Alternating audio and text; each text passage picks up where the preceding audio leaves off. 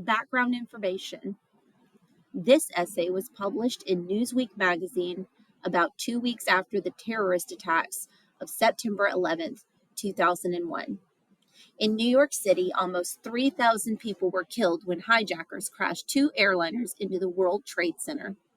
In Washington, D.C., 224 people were killed when a hijacked jet crashed into the Pentagon. On hijacked United Airlines Flight 93, passengers tried to regain control of the plane.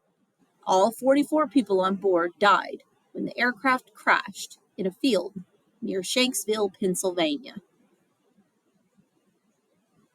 America is an improbable idea, a mongrel nation built of ever-changing, disparate parts. It is held together by a notion, the notion that all men are created equal, though everyone knows that most men consider themselves better than someone. Of all the nations in the world, the United States was built in nobody's image, the historian Daniel Borstein wrote. That's because it was built of bits and pieces that seem discordant, like the crazy quilts that have been one of its greatest folk art forms, velvet and calico, and checks and brocades. Out of many, one. That is the ideal. The reality is often quite different. A great national striving consisting frequently of failure. Many of the oft-told stories of the most pluralistic nation on earth are stories not of tolerance, but of bigotry. Slavery in sweatshops, the burning of crosses, and the ostracism of the other. Children learn in social studies class and in the news of the lynching of blacks, the denial of rights to women, the murders of gay men. It is difficult to know how to convince them that this amounts to crown thy good with brotherhood, that amid all the failures is something spectacularly successful. Perhaps they understand it at this moment, when enormous tragedy, as it so often does, demands a time of reflection on enormous blessings. This is a nation founded on a conundrum, what Mario Cuomo has characterized as community added to individualism. These two are our defining ideals. They are also in constant conflict. Historians today bemoan the ascendancy of a kind of prideful apartheid in America, saying that the clinging to ethnicity in background and custom has undermined the concept of unity.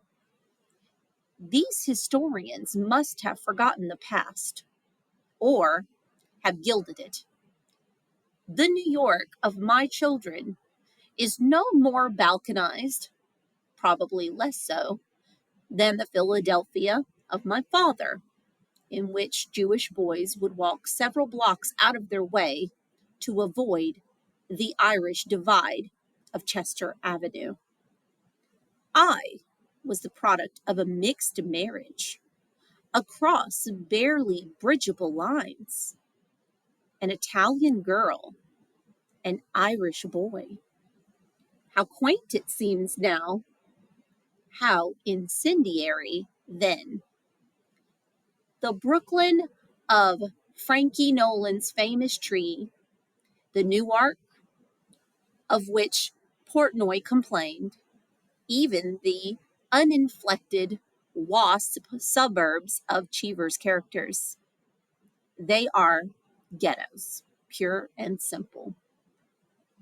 Do the Cambodians and the Mexicans in California coexist less easily today than did the Irish and Italians of Massachusetts a century ago? You know the answer. What is the point of this splintered whole? What is the point of a nation in which Arab cabbies chauffeur Jewish passengers through the streets of New York, and in which Jewish cabbies chauffeur Arab passengers too, and yet speak in theory of hatred, one for the other? What is the point of a nation in which one part seems to be always on the verge of fisticuffs with another? Blacks and whites, gays and straights, left and right, Pole and Chinese, and Puerto Rican and Slovenian?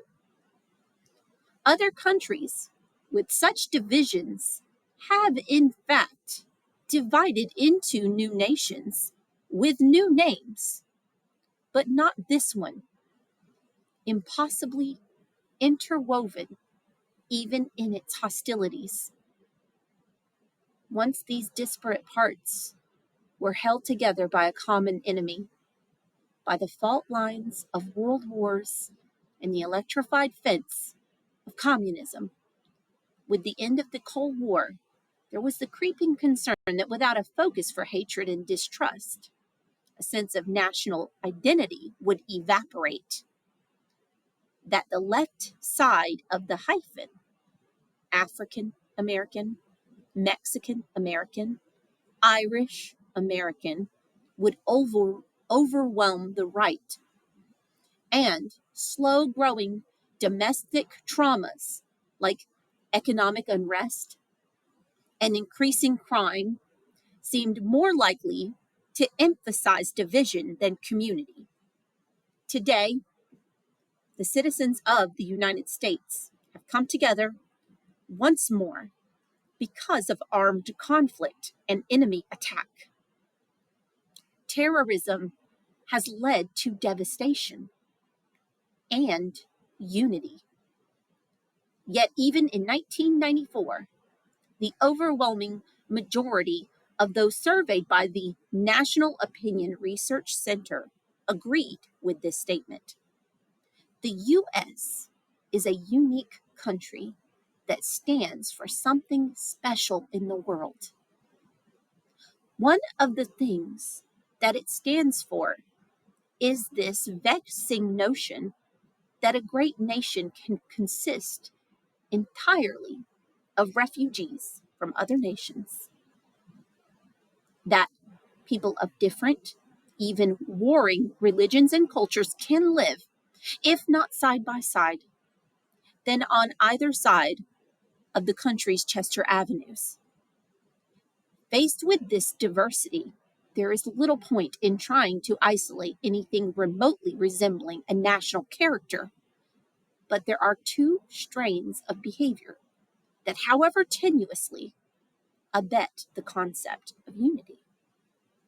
There is that Calvinist undercurrent in the American psyche that loves the difficult, the demanding, that sees mastering the impossible, whether it be prairie or subway, as a test of character, and so glories in the struggle of this fractured coalescing. And there is a grudging fairness among the citizens of the United States that eventually leads most to admit that no matter what the English only advocates try to suggest, the new immigrants are not so different from our own parents or grandparents. Leonel Castillo, former director of the Immigration and Naturalization Service, and himself the grandson of Mexican immigrants, once told the writer Studs Terkel proudly, "The old neighborhood ma-pa stores are still around. They are not Italian or Jewish or Eastern European anymore. Ma and pa are now Korean, Vietnamese, Iraqi, Jordanian, Latin American. They live in the store. They work 7 days a week. Their kids are doing well in school. They're making it." Sound familiar? Tolerance is the word used most often when this kind of coexistence succeeds. But tolerance is a vanilla pudding word, standing for little more than the allowance of letting others live unremarked and unmolested. Pride seems excessive given the American willingness to endlessly complain about them being whoever is new, different, unknown, or currently under suspicion. But patriotism is partly taking pride in this unlikely ability to throw all of us together in a country that across its length and breadth is as different as a dozen countries and still be able to call it by one name. When photographs of the faces of all those who died in the World Trade Center destruction are assembled in one place, it will be possible to trace the skin color, the shape of the eyes, and the noses, the textures of the hair, a map of the world. These are the representatives of a mongrel nation that somehow, at times like this, has one spirit.